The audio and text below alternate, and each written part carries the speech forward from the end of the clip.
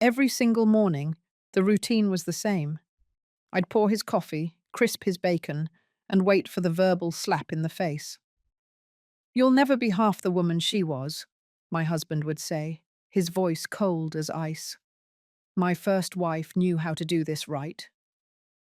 Those words didn't just hurt, they were designed to kill.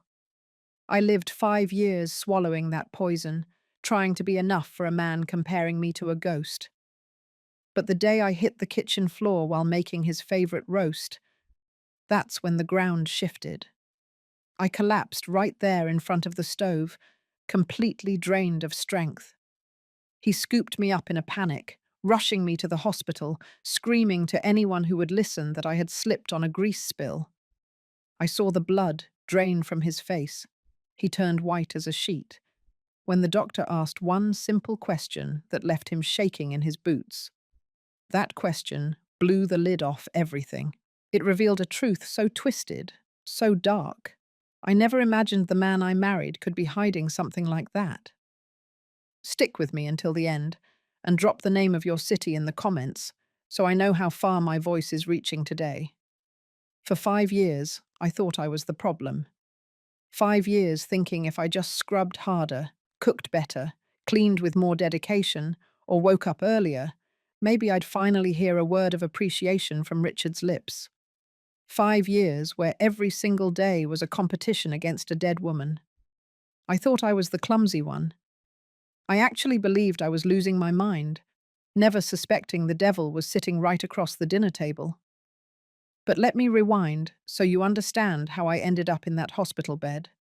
How a woman like me, who always considered herself smart and strong, ended up trapped in a nightmare I couldn't wake up from. My name is Linda. I'm 67 years old now, but when I met Richard, I was 62. I've been a widow for 15 years. My first husband, Frank, was the love of my youth. We married when I was barely 20, and we were together 42 years until a heart attack took him one Sunday morning, right after church service. Frank wasn't perfect, but he respected me. He valued me. We raised 3 kids together, went through tight financial times, difficult moments, but always with mutual respect. When he died, I felt like my life was over. My kids were grown, living their own lives, Charlie in Chicago with his family, Patty in Dallas, and my sweet Angie in New York City. I was left alone in our house in Philadelphia, that house where we had built so many memories. The first years of widowhood were the hardest. The loneliness was heavy, especially at night. My friends insisted I get out, meet people. "Linda, you're still young. You still have a lot of life ahead of you," they'd say. I resisted.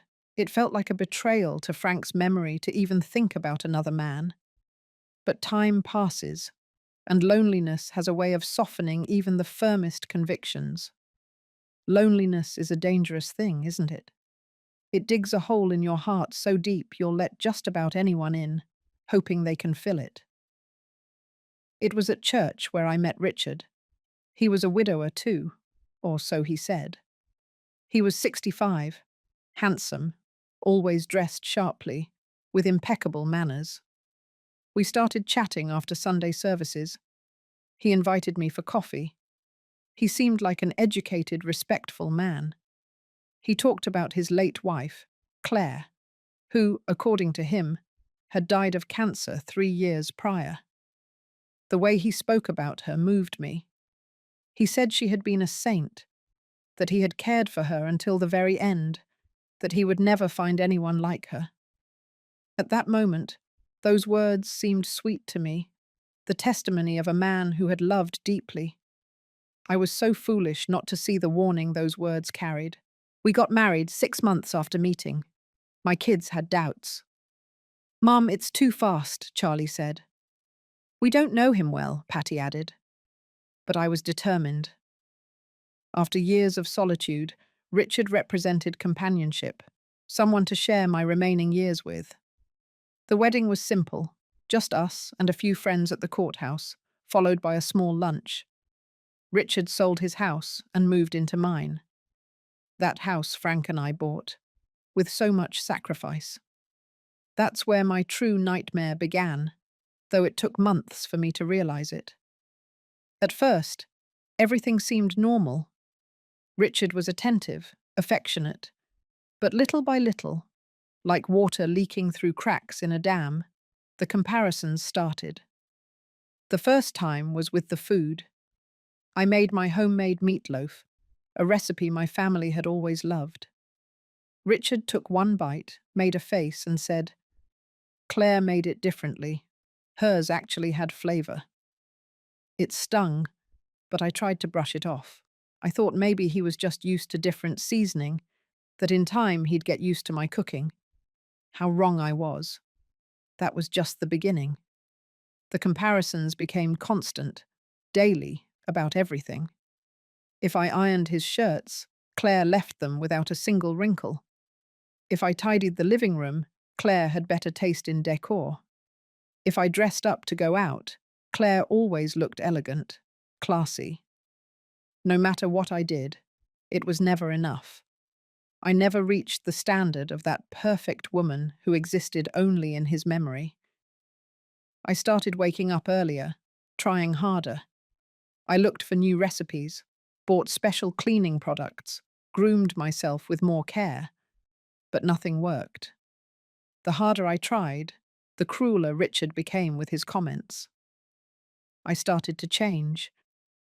I, who had always been a self-assured woman, who had raised 3 kids, who had managed a household for decades, who had worked as a teacher for 30 years before retiring, began to doubt everything. I doubted my ability to cook, to clean, to do anything right. I stopped seeing my friends because Richard always found some reason to criticize me when I got back. Claire wasn't a gossip with the neighbors, he'd say. My kids noticed the change in me when they called, but I lied to them, told them everything was fine. I was ashamed to admit I had made a mistake, that this marriage had been an error. They say love is blind, but insecurity is blinding. I was so busy trying to be good enough that I forgot I was already more than enough before he walked through the door. Richard didn't work. He said he lived off his pension, but he never contributed a dime to the household expenses. I paid for everything with my teacher's pension and the savings Frank had left me. The electric, the water, the food, everything came out of my pocket, and still the criticism continued. I became a maid in my own house, in a house that wasn't even his. I cooked what he demanded, washed his clothes, cleaned everything because nothing was clean enough for him. And always, always the comparisons to Claire, that perfect woman who, according to him, never made mistakes. But the worst part wasn't the comparisons. The worst part was how he made me feel invisible, as if I didn't matter, as if my only function was to uselessly try to fill the void Claire had left. There were days he wouldn't speak to me, only pointing out things that were wrong, a smudge on a glass, a wrinkle on a napkin, food too salty or too bland. I walked on eggshells in my own home, terrified of making the slightest mistake that would unleash another cruel comparison. Months passed and I was literally wasting away. I started losing weight, feeling tired all the time. I thought it was the stress, the constant effort of trying to be perfect. My head hurt frequently, I felt dizzy, but I didn't give it much thought. I was too busy trying to keep Richard happy, even though I knew it was impossible. My kids insisted I go to the doctor, but I told them I was fine, that it was just old age catching up with me. Then came that day that changed everything. It was a Tuesday, I remember it perfectly. Richard had asked for beef bourguignon, a dish that takes hours of preparation. I had gotten up at 5 in the morning to start. Chopping the vegetables, searing the meat, prepping the stock, the herbs, everything from scratch. The smell filled the whole house. I was standing at the stove, stirring the heavy pot where the stew was bubbling, thick and dark, when suddenly everything started spinning. I felt my legs stop responding, the floor rushing up to meet me. The last thing I remember is the sound of the wooden spoon hitting the tiles. I woke up in Richard's car. He was driving fast, way too fast, muttering things I couldn't understand. My whole body ached. "What happened?" I asked with a weak voice. "You slipped in the kitchen on the grease," Richard answered without looking at me, eyes fixed on the road, hands gripping the steering wheel. "You fell and hit your head. I'm taking you to the hospital." But I remembered there was no grease on the floor. I remembered standing there, stirring the stew, and suddenly the weakness, the dizziness. There was no slip. There was no trip. But I was too confused to argue. We arrived at the general hospital. Richard practically carried me into the ER, shouting that I needed immediate attention, that his wife had fallen, that she had hit her head hard. The nurses put me on a gurney and took me to a room. Richard kept repeating the same story, that I slipped on oil, that I hit my head. A young doctor arrived. Dr. Reynolds, his badge read, started examining me, asking questions. Did I know what day it was? What was my name? Did I remember what happened? I answered everything correctly. He checked my eyes with a little flashlight, checked my reflexes. Then he asked the question, that simple question that changed everything. Dr. Reynolds looked at Richard and asked, "Does your wife have any health conditions? Is she taking any medication?" Richard answered quickly, "No, none. She is perfectly healthy." That's why it was so strange that she fell like that. The doctor frowned. Then he looked at me. "Ma'am, are you taking any medication? Anything for blood pressure, sugar, sleep aids, anything at all?" I shook my head. "No, doctor, I don't take anything. Just my vitamins every now and then." The doctor nodded, thoughtful. Then he looked back at Richard. "Are you sure? It is important that you tell me if she takes anything because her symptoms—" Richard interrupted him, nervous. "I already told you she doesn't take anything. Why do you insist on that?" It was in that moment I saw something I had never seen in Richard before. Fear. Real fear in his eyes. He was pale, sweating. His hands were trembling slightly. That sweat on his brow wasn't concern. It was the cold, clammy sweat of a guilty man realizing his house of cards was about to come tumbling down. Dr. Reynolds noticed it too. "I'm going to order a full blood panel," the doctor said, not taking his eyes off Richard. "I need to verify a few things." Richard turned even paler. "Is that really necessary? She just fell. Maybe she just needs to rest." But the doctor had already left the room. I was left alone with Richard. He paced from one side to the other, nervous, looking at the door every few seconds. "We should go," he said suddenly. "This is going to be very expensive. Better I take you home and you rest there." He tried to help me up from the gurney. But just then, a nurse walked in to draw blood. Richard had no choice but to sit and wait, though he looked ready to bolt at any moment. The tests took a couple of hours.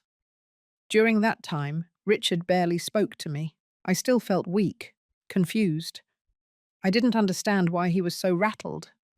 Why did the doctor insist so much on medications? Finally, Dr. Reynolds returned, but he wasn't alone. Another older physician, Dr. Stevens, and a social worker were with him. All three had very serious expressions. Dr. Reynolds approached my gurney and spoke with a soft but firm voice.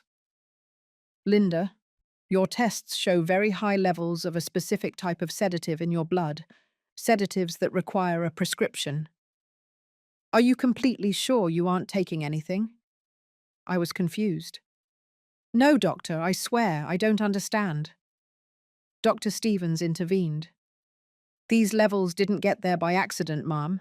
Someone has been administering these drugs to you without your knowledge, in the quantities we found, for what looks like weeks or even months. That explains the dizziness, the weakness, The weight loss I see in your history. The room started spinning again, but this time not from the drugs, but from the horrifying realization of what they were saying. I turned to look at Richard. The room spun again, but not from the drugs this time.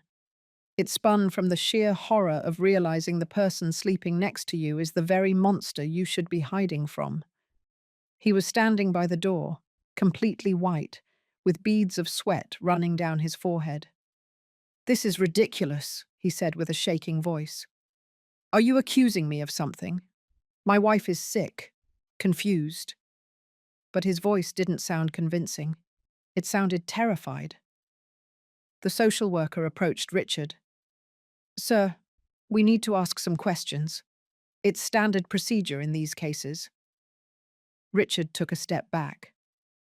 "I don't have to answer anything. We're leaving." He tried to approach my gurney, but Dr. Stevens stepped in between. "I'm afraid you can't leave just yet, sir. We've called the authorities. This is a possible poisoning case." The word poisoning dropped like a bomb in that small ER room. I couldn't process what I was hearing. Richard had been poisoning me. Why? What for? The questions swirled in my head as I watched my husband crumble before my eyes. He slumped into a chair with his head in his hands. "I wasn't going to kill her," he muttered. I just I just needed her to be calmer, more manageable, like Claire." Those words, like Claire. Everything clicked into place in that horrible moment. The social worker took my hand as tears began to roll down my cheeks. But they weren't just tears of sadness. There was something else there, something I couldn't identify yet. Dr. Reynolds kept talking, explaining they were going to keep me for observation, that they needed to ensure my body flushed out the substances, that the police were coming to take my statement. 2 officers arrived half an hour later. They took Richard to another room for questioning. I stayed there, hooked up to an IV that, according to the doctor, would help clean my system. The social worker, a woman named Sarah, stayed with me. She explained with a kind voice that what happened to me was more common than people believed, that many older women suffered this type of abuse without even knowing it. She asked if I had family I could call. I called my kids. First Charlie, then Patty, finally Angie. All 3 panicked. Charlie told me he was taking the first flight from Chicago. Patty said she was driving from Dallas immediately. Angie, who was closest in New York, said she'd be there in 2 hours via train. I told them everything, or the little I knew up to that point. Hearing their voices, their genuine concern, their love, made me realize how much I had pushed them away in those 5 years, how much I had allowed Richard Gito to isolate me from the people who truly loved me. While I waited for my kids to arrive, the police returned with information that left me frozen. After interrogating Richard, they had gotten a warrant to search our house. They found bottles of medication hidden in Richard's closet, prescribed to Claire, his late wife. Sedatives, anti-anxiety meds, sleeping pills. But there was more, much more. They also found a diary, a notebook where Richard had been documenting everything. An officer showed me the notebook while wearing gloves. With a careful voice, he read me some fragments. Richard had written dates, dosages, observations on how I reacted to the drugs. Today I put half a pill in her morning coffee. She was more docile. She didn't argue when I criticized her cooking. I increased the dose. She needs to be more like Claire, less mouthy. She's losing weight. Good. Claire was thin. The words pierced me like knives. This man had been experimenting on me like I was an object, trying to turn me into a replacement for his dead wife. But then, the officer read something that chilled my blood completely. A diary entry from barely 2 weeks prior. The dose is already considerable. Soon the same thing will happen as with Claire. Then I'll have the house, her accumulated pension, her savings. This one was harder than the previous one, but it's worth it. I stopped breathing. The previous one? I asked with a trembling voice. The officer nodded with a grave expression. Ma'am, we believe your husband did the same thing to his first wife. Claire didn't die of cancer, as he said. The police are already exhuming the body for testing. The world stopped. Richard hadn't just been poisoning me. He had killed his first wife the same way, and he was probably planning to do the same to me. I married a killer. I married a killer. I shared a bed with a man who looked at me and didn't see a wife, but a paycheck with an expiration date. I shared my bed with a murderer for 5 years. Nausea invaded me, and the nurse had to bring me something to calm me down. My kids arrived that night, one after another. Charlie arrived first, eyes red from crying the whole flight. He hugged me like he did when he was a boy and had a nightmare. Patty arrived hours later, furious, swearing Richard would pay for what he did to me. And Angie, my baby, even though she was 40, sat on the edge of my hospital bed and cried with me until we both ran out of tears. That night, surrounded by my children, with the IV slowly cleaning my body of the poison my husband had been feeding me, something changed inside me. The sadness began to transform into something different. Rage. Pure, justified rage. That man had stolen 5 years of my life. He had made me doubt myself. He had isolated me from my family. He had poisoned me slowly and deliberately, planning to keep everything Frank and I had built with so much effort. And the worst part, the absolutely unforgivable part, he had killed another woman before me. But Richard had made a mistake. A huge mistake. He had underestimated me. He had assumed I was just a silly, lonely old woman, easy to manipulate, easy to control, easy to eliminate. He had no idea who I really was, what I was capable of when the fog of sedatives lifted. He didn't know that the sweet, submissive woman he had seen for 5 years wasn't the real Linda. That was just a drugged, confused version of me. The real me was waking up, and she was furious. The doctors kept me in the hospital for 3 days while the drugs cleared my system. Every day I felt clearer, stronger, more myself. It was like waking up from a long, confusing nightmare. Richard was arrested that first night. The initial charges were attempted murder and domestic abuse, but the police told me they would likely escalate once they had the results from Claire's exhumation. My kids wanted me to go live with one of them, at least temporarily. Charlie insisted I go to Chicago. Patty begged me to come to Dallas. Angie pleaded for me to move to New York, but I didn't want to leave. That was my house. Frank and I bought it when we were 30, with a loan that took us 20 years to pay off. We raised our kids there. We lived our life there. I wasn't going to let Richard take it from me, not even after everything he had done. So I told my kids I was going back home, but I wouldn't be alone. Patty took a month off work and stayed with me. Her presence was a comfort, but also a constant reminder of what I almost lost. When I went back home after those 3 days, everything looked different. The kitchen where I had fainted, the living room where I had endured so much cruel criticism, the bedroom I had shared with a man planning to murder me. Every space was contaminated with memories. Patty helped me pack all of Richard's things. His clothes, his shoes, his personal items. Everything went into boxes that the police collected as evidence or that we donated. I stripped the sheets off the bed and burned them in the backyard. It might sound dramatic, but I needed that ritual of purification. In the following days, while my body continued to recover, I began to rebuild my life. I called my friends, the ones I had abandoned during those 5 years. I told them everything. Their support was immediate and absolute. They visited daily, brought food, sat with me for coffee. I realized how much I had lost by pushing them away. The loneliness I had felt before meeting Richard seemed preferable now to the horrible company he had been. But while I recovered physically, my mind was working on something else. Rage. I still felt that burning rage every time I thought of Richard, about his cruel comparisons, about how he systematically drugged me, about how he planned to kill me and take everything. And then, one afternoon, while drinking tea in my kitchen with Patty, she mentioned something casually that sparked an idea in my mind. "Mum, do you remember Grandma's property?" Patty asked while we ate pastries. I looked up, surprised. I hadn't thought about that property in years. My mother had died 10 years ago, leaving me and my two sisters a plot of land in the outskirts of the Poconos.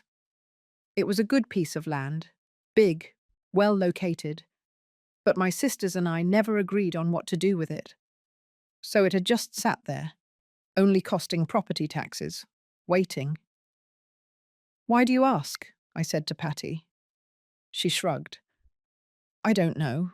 I was thinking maybe now that you need money for lawyers and all this." She stopped when she saw my expression. Because in that moment, like a bolt of lightning cutting through dark clouds, an idea formed in my mind. A brilliant, powerful, perfect idea. Richard knew nothing about that property. I had never mentioned it because when we got married, I barely remembered it existed. We had kept our assets separate when we married, something my kids had insisted on, even though Richard complained.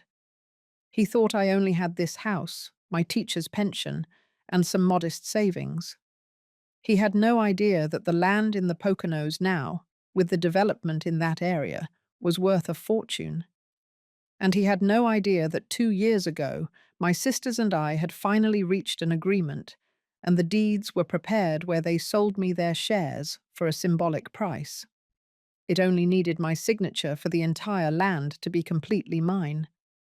I called my lawyer the next day. Mr. Henderson had been Frank's friend. He had helped us buy the house decades ago. He had handled the estate when Frank died. He was a man of total trust. I told him everything that had happened with Richard, and then I told him my idea. I wanted to know exactly how much that land was worth now. I wanted to know what my options were. Mr. Henderson got to work immediately. 2 weeks later, he called me to his office. I sat across from his desk while he opened a thick folder. "Linda," he said with a smile I hadn't seen on his face before, "that land your mother left you, with the new development in the area, with the businesses moving in, it's worth much more than you imagined." He slid a paper toward me. The number I saw took my breath away. I wasn't a millionaire, but I would definitely never have to worry about money again. "There's more," continued Mr. Henderson. "I've been investigating the legal situation with Richard. Since you married with separate assets, he has no right to your properties or your money. This house is yours, always has been. Your bank accounts are yours, and this land is yours. He can't touch any of it, even if he weren't going to prison, which is almost certain to happen." He paused, then added, "But Linda, there's something else you need to know. I've been talking to the DA on the case. The results from Claire's exhumation came back. There were high levels of the same drugs in her body. Richard killed her, there is no doubt, and they are building a very solid case. They are going to charge him with first-degree murder for Claire and attempted murder for you." The information hit me like a wave. Richard was going to prison for a long time, maybe for the rest of his life, and I was safe, completely safe. Not only that, but I had resources he never imagined I had. A slow smile spread across my face. Mr. Henderson saw it and nodded with understanding. "What do you want to do?" he asked. I spent the next few weeks planning carefully. I signed the deeds for the Poconos land. It was now completely mine, but I didn't sell it just yet. I had other plans first. I hired a private investigator, something I never imagined I'd do in my life. I asked him to investigate everything about Richard. Everything. His past, his other relationships, his finances. Everything. What he discovered left me frozen, but also confirmed my darkest suspicions. Richard hadn't just killed Claire. Before Claire, there had been another wife, 20 years ago, a woman named Beth, who, according to official records, had died of a heart attack at 60. But the detective found disturbing similarities. Beth had also been experiencing dizziness and weakness before dying. Her death had also been sudden. And after her death, Richard had sold her house, cashed her life insurance, kept everything. The pattern was clear.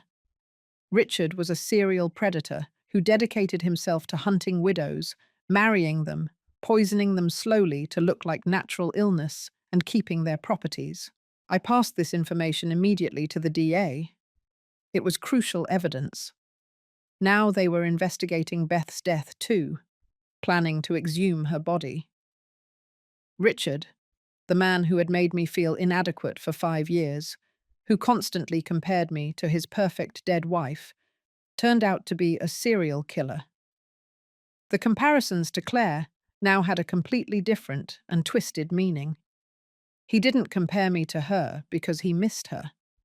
He compared me to her because he was trying to recreate the conditions that had worked for him before, trying to turn me into a submissive and confused victim, like she had been.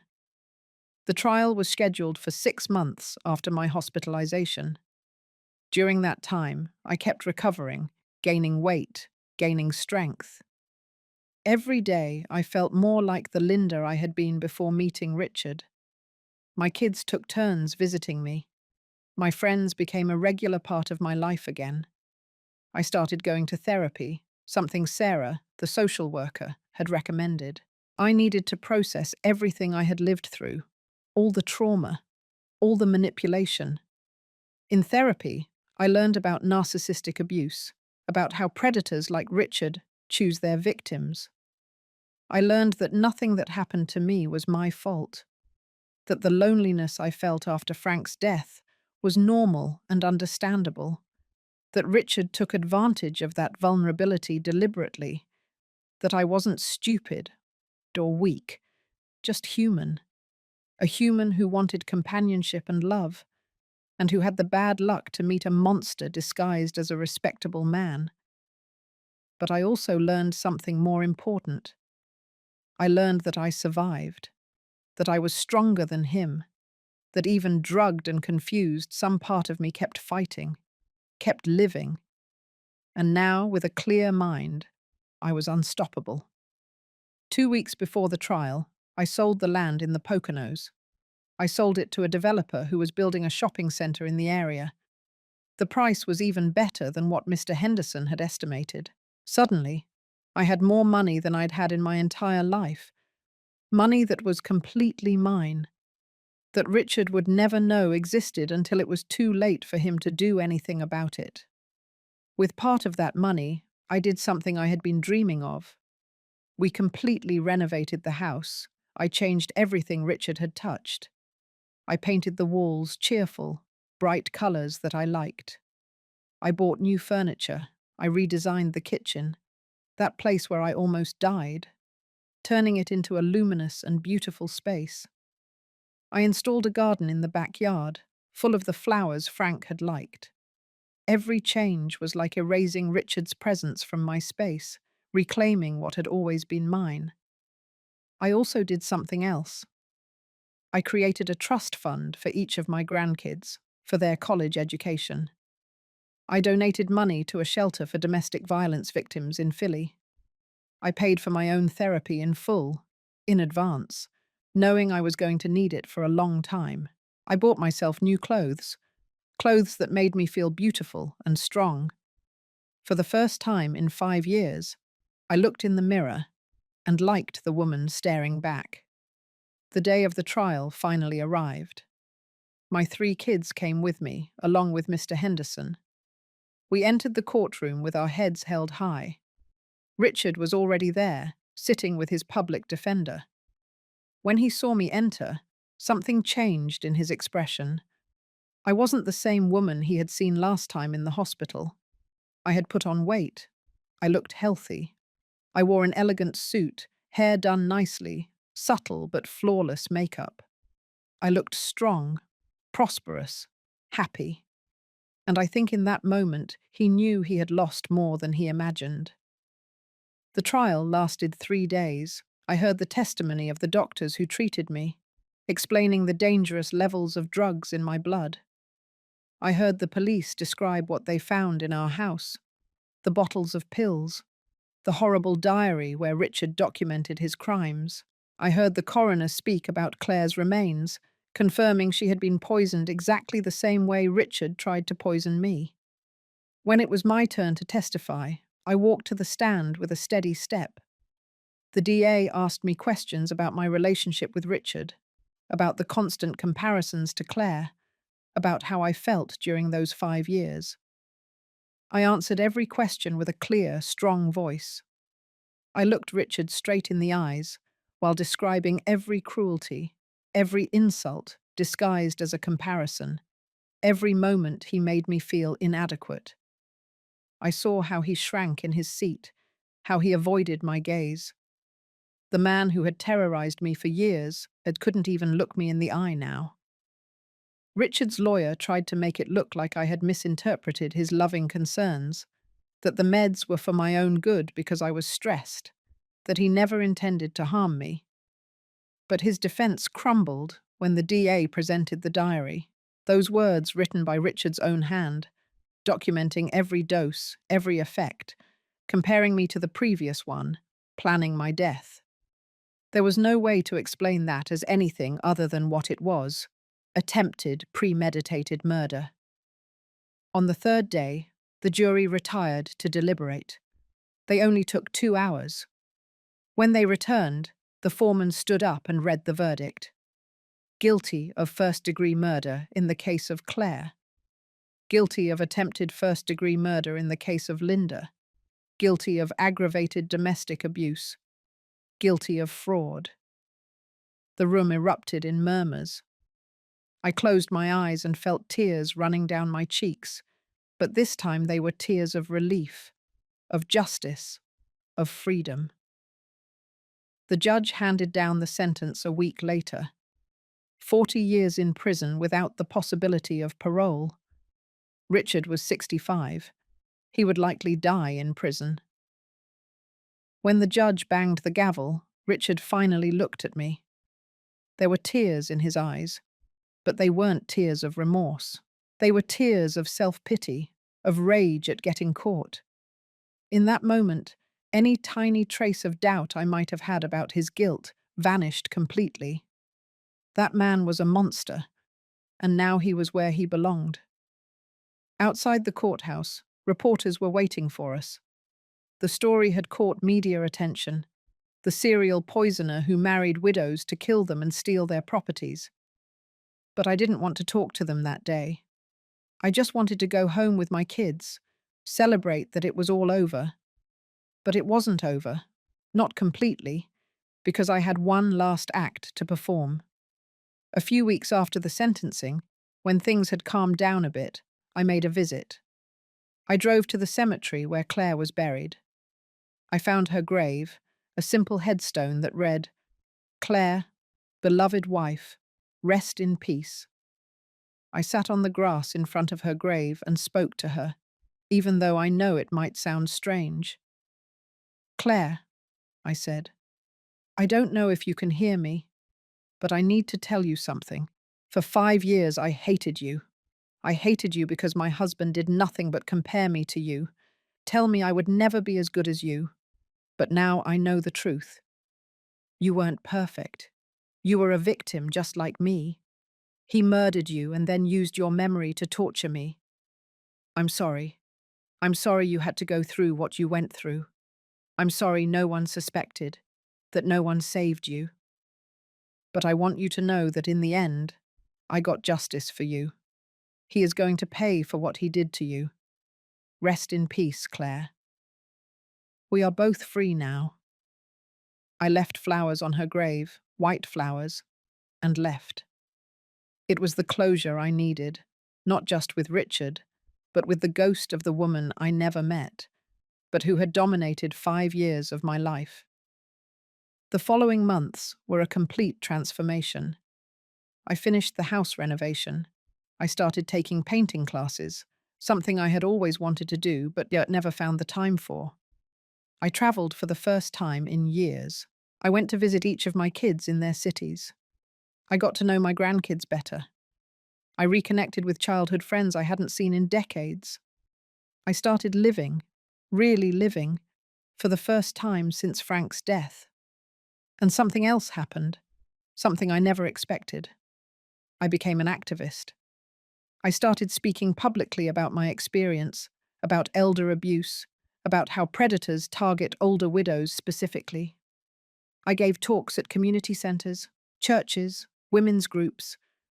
I shared my story over and over, not because it was easy, but because it was necessary. Because every time I told it, I saw recognition in the eyes of some woman in the audience. I saw someone realize that what she was living through wasn't normal, wasn't love, it was abuse. I worked with the shelter I had donated money to, helping create specific programs for older women. Because I discovered that most resources for domestic violence victims are geared toward young women with small children. Women my age are often forgotten, invisible. But we need help too. We need resources too. We need someone to tell us we deserve respect and safety, regardless of our age. A year after the trial, the national TV program Women Without Fear invited me to share my story. It was terrifying, but liberating to stand in front of those cameras and tell everything. Talking about the shame I felt, the isolation, how I almost lost my life, but also talking about my recovery, my strength, how I survived and prospered. The show aired on a Sunday night, and the next day, my phone wouldn't stop ringing. Women from all over the country called, wrote, shared their own stories. Many were living in similar situations, and my story gave them the courage to seek help.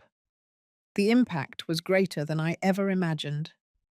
Authorities started paying more attention to natural deaths of older women, especially when there was a new spouse benefiting financially. Changes were made to medical protocols to run more complete toxicology screens when an older woman arrived with unexplained symptoms. I can't say I changed the whole system, but I helped. I helped so other women wouldn't go through what Claire and I went through. 2 years after the trial, on a quiet spring afternoon, I was sitting in my newly renovated garden, drinking coffee and reading a book, when my oldest granddaughter, Sophie, named after my mother, came to visit. She's 20. She's studying law at NYU. She sat next to me and took my hand. "Grandma," she said, "I want you to know something. For years, when I was a kid, I thought you were perfect, always so sweet, so kind, so willing to please everyone. But now, after everything you went through, after watching you fight, watching you recover, watching you become this even stronger version of yourself, now I truly admire you. You taught me that it's never too late to defend yourself, that it's never too late to reclaim your life. That true strength isn't about being perfect or pleasing everyone, but in knowing your worth and not letting anyone take it from you."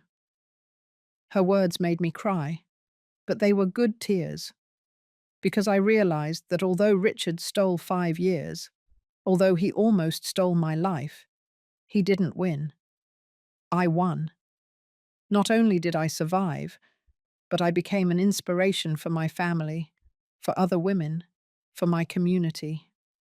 The poison Richard put in my body couldn't touch my spirit, and in the end, that spirit was stronger than all his hate and cruelty. Today, as I write this, it's been 3 years since that day at the hospital. I'm 70 years old now. I live alone in my beautiful renovated house, but I never feel lonely. My kids visit regularly. My friends are a constant part of my life. I have projects, hobbies, purpose. I've traveled to places I always wanted to see. I learnt to paint, and my paintings hang on the walls of my home. I took dance classes, and I go to social gatherings where we ballroom dance on Sundays in the park. I've had proposals from other men. Yes, men who want to take me to dinner, get to know me better. And although I no longer feel the automatic rejection I felt immediately after the experience with Richard, I don't feel the need to have a partner either. I am complete on my own. If someday someone comes along who adds genuine value to my life, who respects me, who values me, maybe I'll consider a relationship.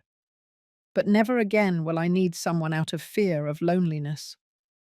Loneliness doesn't scare me anymore. What scares me is losing my peace, my independence, my hard-earned strength.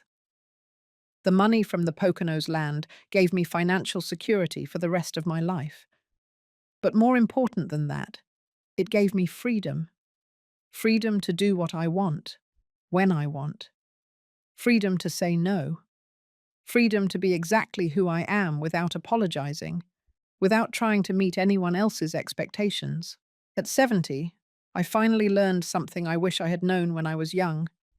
My value isn't determined by how well I serve others, by how much I sacrifice, by whether or not I meet some impossible standard of perfection.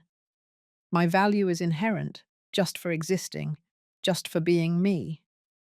Richard is in prison, serving his 40-year sentence. I heard his health is deteriorating, that he's sick. I feel no satisfaction in that, but I don't feel pity either. I simply feel nothing. He is irrelevant to my life now, a dark footnote in my story, but not the end of my story, not even close. They say living well is the best revenge, but I think living free is even better. I found a strength in the ashes of my marriage that I never knew existed, and nobody, not even a monster, can take that away from me. Sometimes I think of Claire and Beth, the other women who didn't have the luck I had. The doctor who paid attention, who asked the right questions, who realized something didn't add up. If it had been another doctor, one less careful, maybe Richard would have gotten away with it again. Maybe I would be dead, and he would be living in my house, spending my money, looking for his next victim. That possibility haunted me at first, but now I use it as motivation. Every woman I help, every story I share, is in honor of Claire and Beth, the women who couldn't be saved, but whose justice finally arrived. My message to other women, especially older women who might be going through something similar, is this: trust your instincts. If something feels wrong, it probably is wrong. If someone makes you feel small, inadequate, never enough, that person doesn't love you. Real love makes you feel valuable, respected, appreciated. Real love doesn't constantly compare you to others. Real love doesn't isolate you from your family and friends. Real love doesn't make you sick. And if you are already in a situation like that, I want you to know it's not too late. It is never too late to save yourself, to reclaim your life, to start over. I did it at 67, after being poisoned for months, after losing 5 years to a monster. If I could do it, you can too. It doesn't matter how old you are. It doesn't matter how long you've been in that situation. There is always a way out. There is always hope. To the young women reading this, especially my granddaughters and my friends' daughters, I say, learn from my mistake. Don't let loneliness drive you into the arms of someone without knowing them well first. Don't ignore the red flags. Don't marry someone who makes you feel less than. And above all, never, never allow anyone to isolate you from your support network. Keep your family and friends close. They are your lifeline when things get tough. Recently, the women's shelter where I volunteer asked me to be the keynote speaker at their annual fundraiser. Standing in front of 200 people, sharing my story, seeing the tears in the eyes of women who had gone through similar or worse things, I felt something I never expected to feel. Gratitude. Not gratitude for what Richard did to me, never that, but gratitude for having survived, for having found my strength, for having been able to turn my pain into purpose. For 5 years, I told that audience, a man told me every day that I would never be like his first wife. And he was right. I was never like Claire, because I survived. I fought. I won. And now I use my voice and my story to ensure other women survive too, fight too, win too. The applause that followed was deafening. But more important were the women who approached me afterward. Women who told me my story gave them the courage to leave their abusers. Women who thanked me for making them feel less alone. An older woman, probably my age, hugged me weeping and whispered, "Thank you for giving me hope that I can start over, even at my age." I told her the same thing I tell you now. It is never too late to reclaim your life. So, what would you do in my shoes if you discovered the person you married was slowly poisoning you, planning your death? Would you have the courage to fight, to rebuild, to turn your pain into power? Drop a comment below. Share your city so I know how far my story has traveled. And if you know someone who might be in an abusive situation, share this story. Because stories like mine need to be told. They need to be heard. They need to save lives. I am Linda. I am a survivor. I am stronger than my abuser ever imagined. And if I could crawl out of the deepest darkness into the light, you can too. Never forget that.